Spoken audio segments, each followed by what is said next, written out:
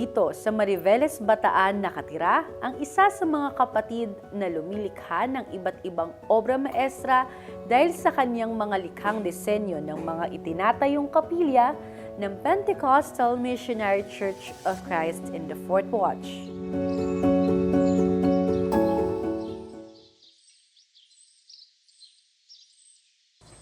Hello po, Elder.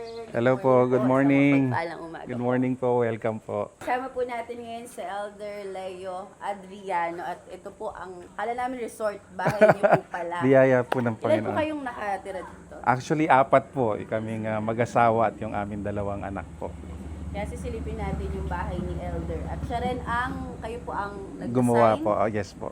at mismong nag-construct Yes po. ng kanilang tahanan. So, pasok po tayo sa loob. Sige po, welcome po.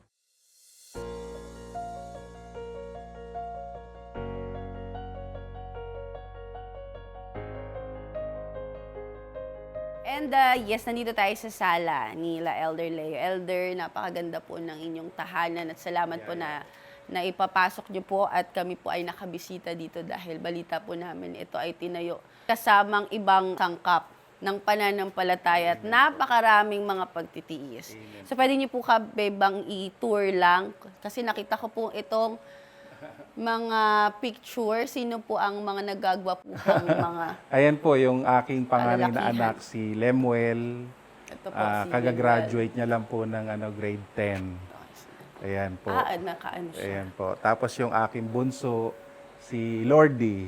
Ayan po. Ito po si Lordy. Incoming po siya, grade 5 po. Paano niyo po sila pinapalaki sa pamamagitan ng gabay ng salita ng Diyos? Ang biyaya ng Panginoon po sa amin dahil nga nung kami ni elderly, nung kami ay mga youth pa, nakapaglilingkod na sa Panginoon. Praise the Lord. At bago kami napunta dito sa Maribeles, sa Cubao lokal kami, then may Kawayan and then dito. So, kaya malaking biyaya nung kami ay nakakilala sa Diyos. Ito rin yung itinuturo namin na siyang tinuro ng mga pastor namin. Yung makapaglingkod talaga sa Diyos. Kaya nung sila, nabiyayaan kami ng 2 anak, yan ang sinisikap din namin na maituro sa kanila na makapaglingkod. Kaya walang gawain ng Diyos na hindi namin sila kasama. Mapa midweek, sa devotion, at syempre sa worship, at kahit sa malalaking gawain ng camp tsaka ng convention.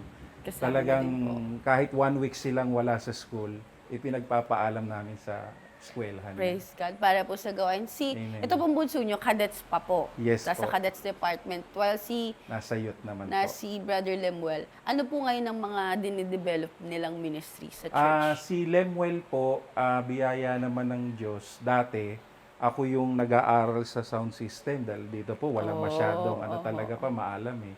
Pero biyaya ng Diyos, nagkakaroon siya ng interest doon sa sound system. Kaya nung natuto siya, siya na ngayon Siya yung na nag-ooperate po. tuwing Wow. worship Ilan sa taon na sound po ba siya? system. Ano po, 15. 15, wow. Bata pa po, Opo, biyaya. 15 years old. Si ano po, inyong bunso? Ayan, biyaya din po si Lordy na nagkakaroon na rin siya ng pagkakataon maging partaker sa worship. Ay, wow. Praise Nag-SOP God. po. Ako makakanta naman Oo, ho. tapos nitong nakaraang cadets camp po sa district namin, nabiyayaan naman siyang mag-opening prayer. Wow, praise may mga God. partake na rin po siyang Praise the Lord. na Talagang pagkakatiwalaan. nadadala talaga nila yung mga pundasyon sa salita ng Diyos.